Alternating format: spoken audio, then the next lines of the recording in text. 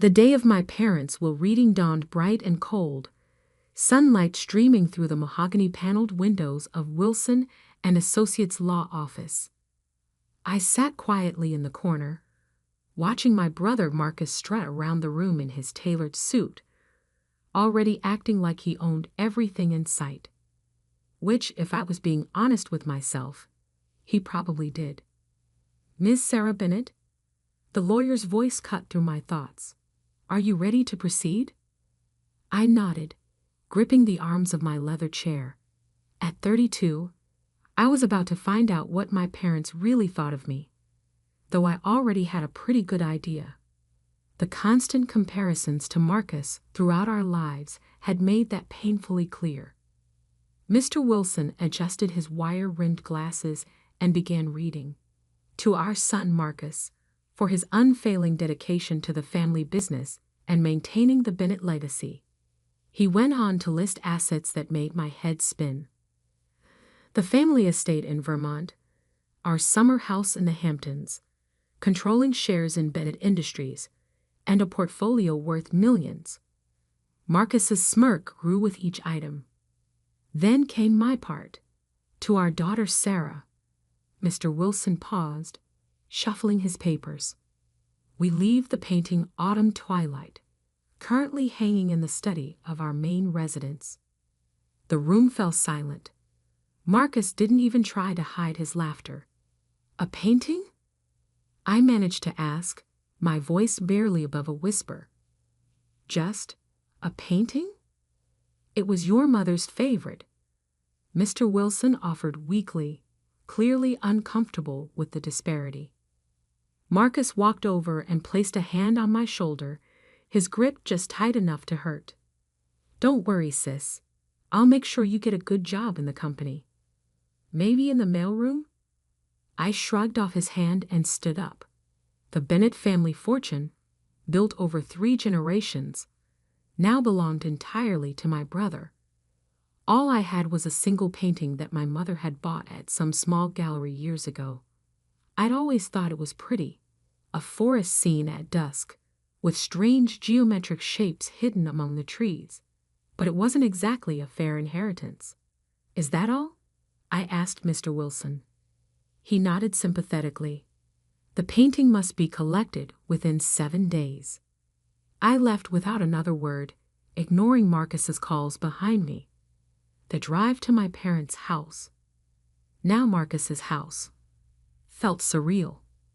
The guards at the gate gave me suspicious looks, but let me through when I explained about the painting. Inside, the housekeeper Margaret met me with tears in her eyes. "Oh, Miss Sarah," she whispered, hugging me tight. "It's not right, what they did to you." I hugged her back, fighting my own tears. Margaret had been more like a mother to me than my own mother sometimes. She helped me take down the painting from the study wall, carefully wrapping it in a blanket. "Your mother used to stare at this for hours," Margaret said softly, "especially in the last few months. Sometimes she'd mutter about numbers and patterns. We thought the illness was making her confused." I looked at the painting more closely. In the fading light of the study, the geometric shapes seemed to shift and change, creating patterns I'd never noticed before. "Numbers?" Margaret nodded. She traced the shapes with her fingers, over and over. Mr. Bennett would get so angry about it. That night, in my small apartment across town, I hung the painting on my living room wall. It was beautiful in its own way. The forest scene was painted with incredible detail, each leaf and branch precisely rendered. But those geometric shapes, they didn't quite fit with the natural elements. They seemed almost deliberate, like they were trying to tell me something. I poured myself a glass of wine and sat on my couch, staring at the painting. My mother's final gift to me. Was it really just a cruel joke, a final reminder that I'd never measure up to Marcus? Or was there something more? My phone buzzed. Marcus calling again. I ignored it, like I had his last 5 calls. He probably wanted to gloat more, or maybe offer me that mailroom position. Instead, I opened my laptop and started researching the painting. Autumn Twilight, by an artist named James Morrison. No major exhibitions, no auction records, barely any online presence at all. The gallery where my mother bought it had closed years ago. It was like the painting had appeared out of nowhere. A text from Marcus popped up. "Don't be bitter, sis. Come work for me. It's what Mom and Dad would have wanted." I snorted. What my parents had wanted was for me to be more like Marcus, to care about profit margins and shareholders instead of pursuing my passion for art history and restoration. I disappointed them by choosing my own path, and now they'd made their feelings crystal clear. But something about the painting kept drawing my attention. Those shapes. They reminded me of something I'd studied in my art restoration courses. Steganography, the practice of hiding messages in plain sight. I got up and examined the painting more closely. The geometric shapes were subtly different colors than the rest of the scene, barely noticeable, unless you were looking for it. And they seemed to form a pattern. A knock at my door made me jump. It was past midnight. Who would be visiting at this hour? Through the peephole, I saw Marcus standing there, his usually perfect hair disheveled. "Sarah," he called out. "Open up. We need to talk about the painting." I stayed silent, watching him through the peephole. He'd never shown any interest in art before. Why was he here now, in the middle of the night, asking about a supposedly worthless painting? "Sarah, please." His voice took on an edge of desperation I'd never heard before. "Mom left instructions about the painting. You need to give it back." Instructions? My heart started pounding. Maybe I wasn't crazy. Maybe there really was something hidden in those geometric shapes. "Go away, Marcus," I called through the door. "The painting is mine. It's all I got, remember?" "You don't understand," he hissed. "That painting, it's not what you think. Give it to me now, and I'll give you $5 million. $5 million? For a painting he'd laughed about just hours ago? I backed away from the door, my mind racing. Marcus was many things, but he wasn't stupid with money. If he was offering that much, the painting must be worth far more. I heard him fumbling with something. Keys? Did he still have a copy of my spare key from when I'd been sick last year? I quickly grabbed the painting off the wall and ran to my bedroom, locking the door behind me just as I heard my front door open. "Sarah." Marcus's voice echoed through my apartment. "Where are you? Where's the painting?" I held the painting close, my hands shaking. In the dim light of my bedroom, those geometric shapes seemed to glow faintly. And then I saw it, a pattern I'd missed before. The shapes weren't random at all.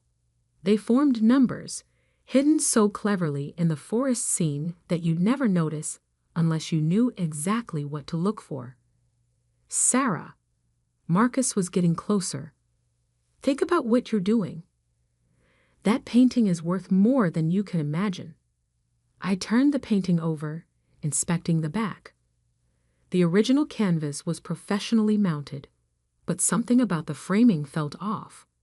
A slight gap that shouldn't be there. My bedroom door handle jiggled. "Sarah, open this door right now." With trembling fingers, I'd pried at the gap in the frame. A small piece of paper fluttered out, covered in my mother's elegant handwriting. As I read the first line, my breath caught in my throat. "My dearest Sarah, if you're reading this, you've discovered what I always knew you would. You see patterns others miss. You question what others accept. And now, my darling girl, you're about to understand why your father and brother have always been so afraid of you." The pounding on my bedroom door grew louder, but I barely heard it. I was too busy reading my mother's letter, my hands shaking as each word revealed a truth that would change everything. The numbers in the painting weren't just random shapes. They were coordinates, accounts, and passwords to something that would shake the very foundation of Bennett Industries. And my brother, still shouting outside my door, had no idea that his perfect world was about to crumble. I don't know how long I sat there on my bedroom floor, reading and rereading my mother's letter, while Marcus continued his tirade outside. My hands trembled as I absorbed each carefully written word. The numbers in the painting, when combined with the access codes I've included here, will lead you to the truth about Bennett Industries. Your father and brother built their empire on stolen innovations, patents and designs taken from brilliant minds who trusted them. I was one of those minds, Sarah. And you, my dear daughter, were always meant to be my successor. A loud crash from my living room jolted me back to reality. Marcus had apparently gotten tired of asking nicely. "I'm calling the police," I shouted, already dialing 911. "Go ahead," Marcus yelled back. "I'll tell them you stole company property. That painting belongs to Bennett Industries." But I knew better now. The letter explained everything. How my mother had been a brilliant inventor in her own right. How she hidden her work in plain sight all these years. The painting wasn't just art. It was a key to a hidden database of evidence. "The coordinates will lead you to my private laboratory," the letter continued. "Everything you need is there. But be careful, Sarah. Your father and brother will do anything to keep their secrets buried." I heard Marcus's footsteps retreating, followed by my front door slamming. Taking a deep breath, I emerged from my bedroom. My apartment was a mess. Marcus had apparently searched every corner looking for the painting. But I didn't care about the chaos. I had work to do.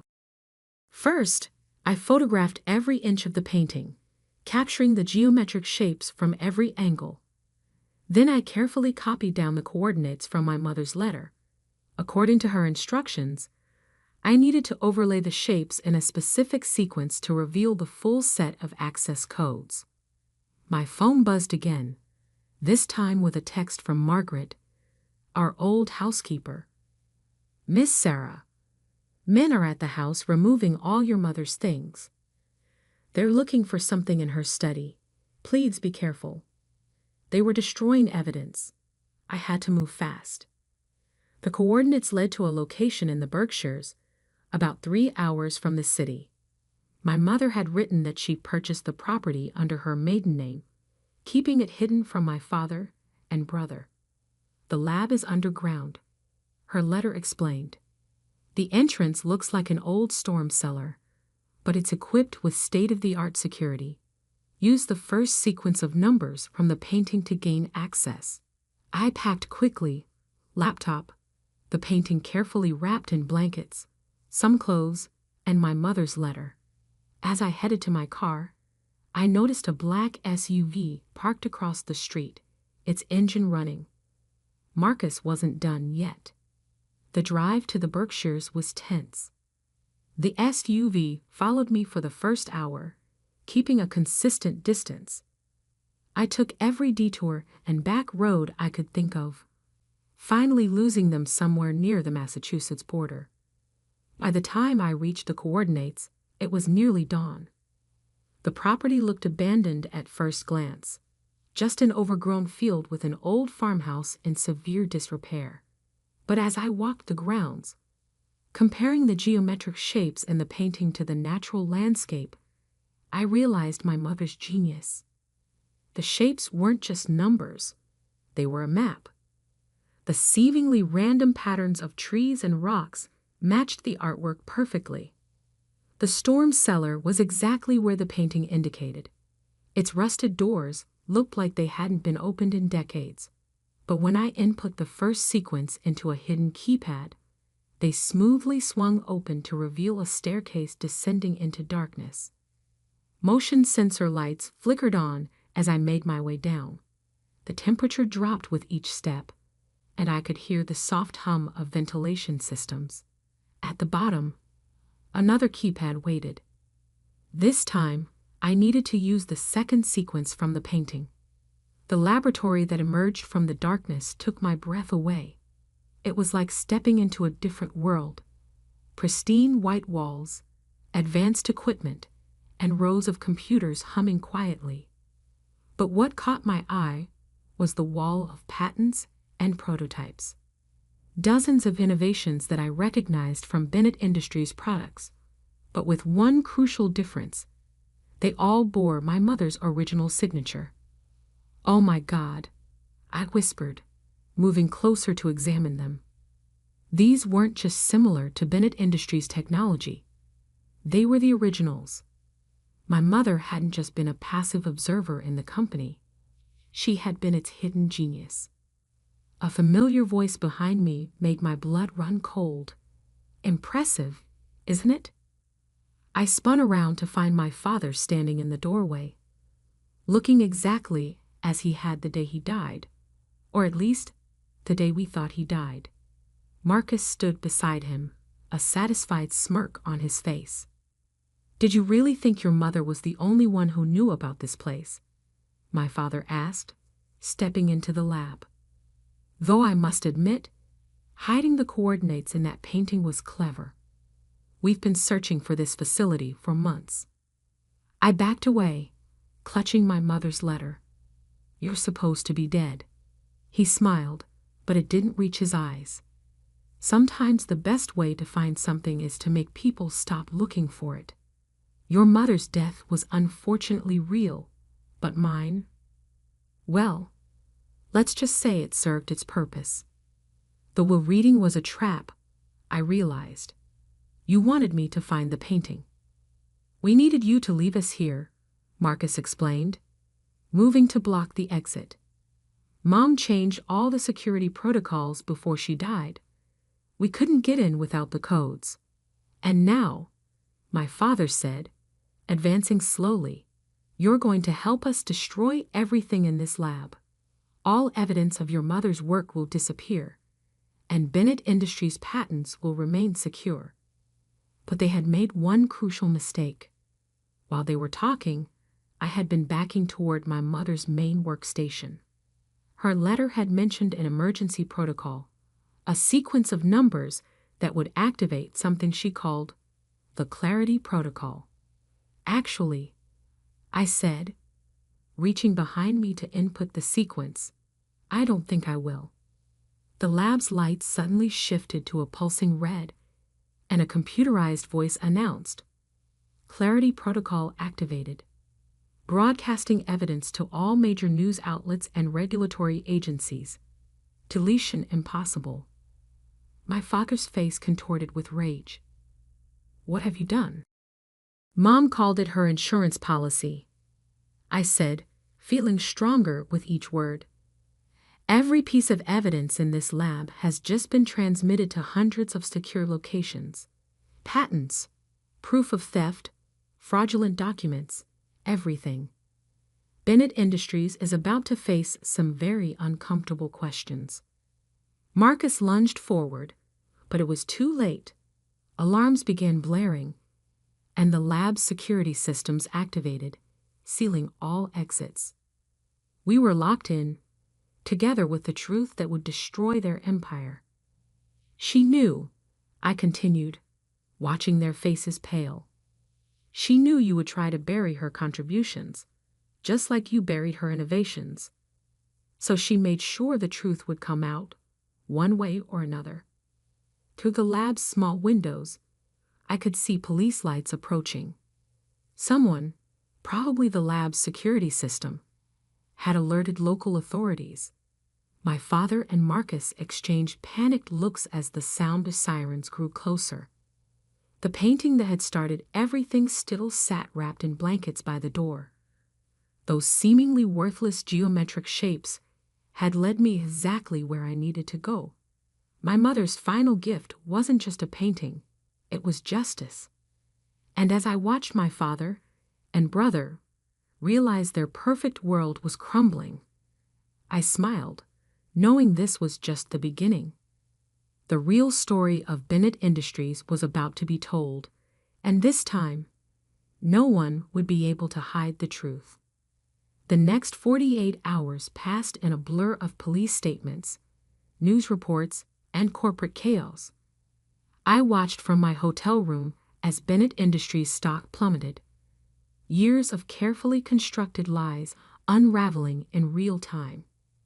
Bennett Industries CEO found alive, arrested for fraud. The headlines screamed. Corporate giant built on stolen patents. Mother's revenge. The hidden genius behind Bennett Tech. My phone hadn't stopped ringing since the story broke. Journalists, lawyers, former employees, everyone wanted to hear my side of the story. But I was only interested in one call. Margaret, our former housekeeper, who had more revelations to share. Your mother knew this day would come, she told me, her voice heavy with emotion. That's why she made me promise to give you this after the truth came out. An hour later, I sat in Margaret's small living room, holding another letter from my mother. This one was different, not instructions or coordinates, but a story. Her story. My dearest Sarah, it began. Now that you know the truth about Bennett Industries, it's time you understood your own history. You were never less than your brother. You were always meant for something more. As I read, the pieces of my life slowly shifted into focus. My mother hadn't been just another victim of my father's schemes. She had been playing a long game, preparing me for this moment from the very beginning. Those art history classes I'd taken, they weren't a waste of time as my father had claimed.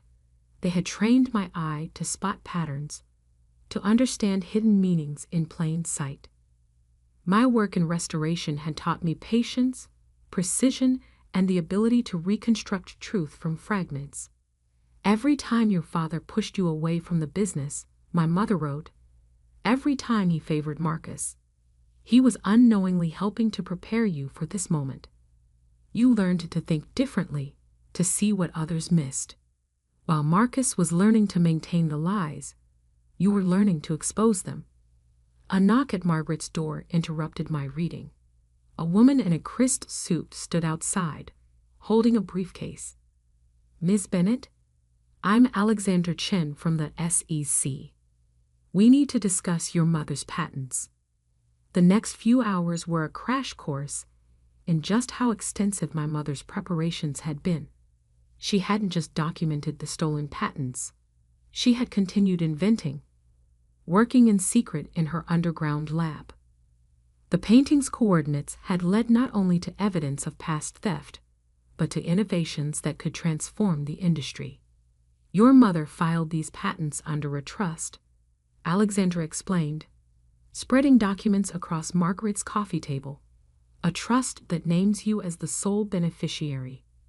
My hands trembled as I looked at the paperwork. Dozens of patents, all legally protected, all now belonging to me.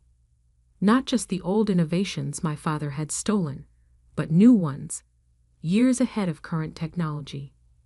Bennett Industries doesn't just owe you restitution for the stolen patents, Alexandra continued. They've built their entire infrastructure around your mother's technology. They can't operate without it. So what does that mean?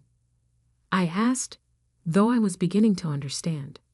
It means, Ms. Bennett, that you now effectively control the company that cast you aside. While my father and Marcus sat in jail awaiting trial, I walked into Bennett Industries headquarters the next morning not as the forgotten daughter, but as its new owner. The board of directors, desperate to save the company from complete collapse, had no choice but to accept my terms. Standing in my father's former office, I found another surprise, a wall safe hidden behind the painting that had once hung there. The combination? The final sequence of numbers from my mother's painting. Inside was a personal diary detailing every innovation he had stolen, every inventor he had betrayed. But more importantly, it contained a list of names, people like my mother who had been cheated out of their rightful recognition. 1 month later, I stood on a stage at a hastily convened press conference announcing the company's new direction. Bennett Industries was built on stolen dreams, I told the assembled crowd. Today we begin making things right. We're establishing a foundation to compensate every inventor who was wronged by the previous management. But more than that, we're transforming the company into what it should have been all along, an incubator for innovation, where brilliant minds are celebrated, not exploited. The painting that started it all now hangs in my new office, a reminder that sometimes the most valuable things are hidden in plain sight. The geometric shapes that once concealed my mother's secret now represent something else, the pattern of a better future, one built on truth instead of lies. Marcus wrote to me from prison, alternating between threats and pleas for help. I sent back a single photograph. The painting, now hanging exactly where our father's portrait used to be. He would understand the message. His world of deception was over. My father maintained his silence, but it didn't matter anymore. The truth he had fought so hard to bury was now his legacy. The great John Bennett would be remembered not as a visionary businessman, but as a thief who stole his own wife's genius. Late one evening, as I was preparing to leave the office, Margaret brought me one final letter from my mother. This one had been timed to arrive exactly 1 month after the company's transformation began. My darling Sarah, it read, if you're reading this, you've done more than just expose the truth. You've begun to rebuild from the ashes of deception. I never wanted you to inherit a corrupt empire.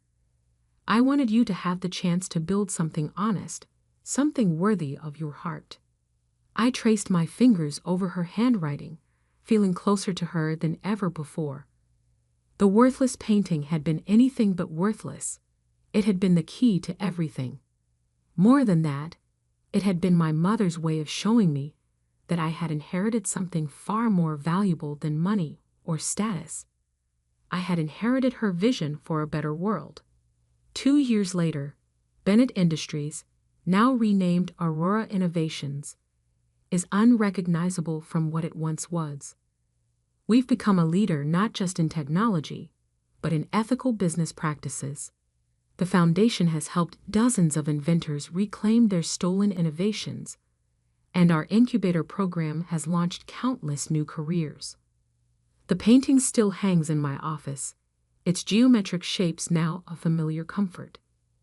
Sometimes, late at night, I could swear they shift slightly, as if my mother is still there, leaving me new patterns to unravel, new truths to discover.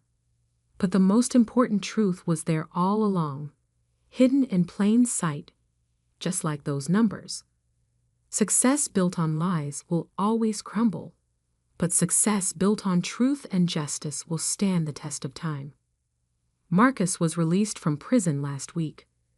He sent me a message asking to meet, to talk about rebuilding our family. I haven't responded yet. Some patterns, I've learned, are better left unchanged. Instead, I spend my time focusing on the future. The company hosts an annual innovation fair where young inventors can showcase their ideas without fear of theft. Last year's winner was a young woman whose story reminded me of my mother. Brilliant, underestimated, but unwavering in her vision. As I handed her the award, I saw my mother's painting reflected in the glass trophy. The geometric shapes seemed to dance with approval, reminding me that sometimes the greatest inheritances aren't the ones we can hold in our hands, but the ones that transform us from within. The worthless painting had given me something priceless. The truth about my past, control of my future, and most importantly, the chance to ensure that no other brilliant mind would ever be silenced or stolen from again. And that, I know, would make my mother prouder than any fortune ever could.